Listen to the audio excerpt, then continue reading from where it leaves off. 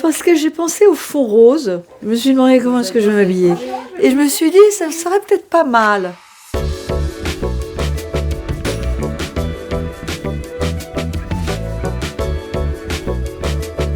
C'est une fierté, c'est un honneur, c'est un encouragement à poursuivre les recherches. C'est magnifique. Mieux comprendre les prédispositions au cancer du sein, mieux évaluer les risques associés à l'altération de certains gènes, mieux identifier les femmes qui ont un haut risque d'atteinte mammaire avec l'idée de mieux les prendre en charge.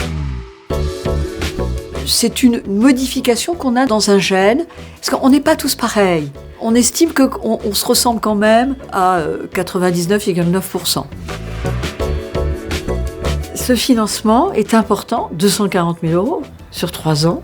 Ben, ça permet de recruter des personnes qui vont conduire avec nous la recherche. Et on a des choses assez prosaïques. On a besoin, par exemple, d'envoyer des kits pour recueillir de la salive. Et ça coûte très cher. Angelina Jolie, elle a été formidable dans son témoignage.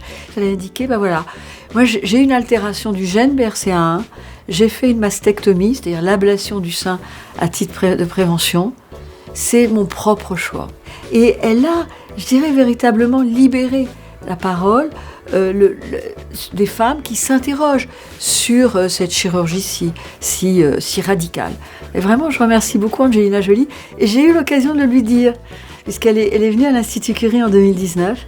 Et je l'ai remerciée au nom de toutes les femmes. Le premier gène qui a été identifié s'appelle BRCA, pour breast cancer. Et puis après, on a identifié un deuxième gène, parce qu'on savait qu'on n'expliquait pas, loin de là, toutes les formes familiales de cancer, puis on l'appelait BRCA2.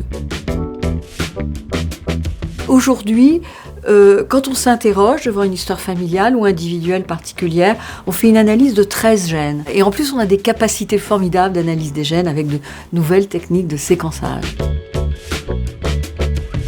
Une jeune femme dit, attendez, moi je n'ai pas envie de faire le test, ça m'angoisse. Ben, je lui dis, oui, ne le faites pas maintenant, mais par contre vous faites la surveillance. Et avec l'idée que plus tard, au bout de quelques années de surveillance, elle se dira peut-être, bon, est-ce bien nécessaire de faire tout ça? Et elle fera le test avec l'idée peut-être d'arrêter la surveillance. J'ai beaucoup aimé ce qu'elle a dit, je choisis tout. Alors j'ai fait des vœux, parce que voilà, lors du service de génétique, maintenant je fais des vœux, je fais des discours maintenant, je me lance. Je leur ai dit, choisissez votre vie personnelle, familiale, professionnelle éventuellement. Un grand merci vraiment à Ruban Rose, parce que c'est un attachement formidable pour à la fois la prévention, mais aussi le traitement, l'accompagnement des femmes qui sont à risque ou atteintes d'un cancer du sein. Et c'est donc à toutes les femmes. C'est un encouragement formidable pour la recherche. Un grand merci.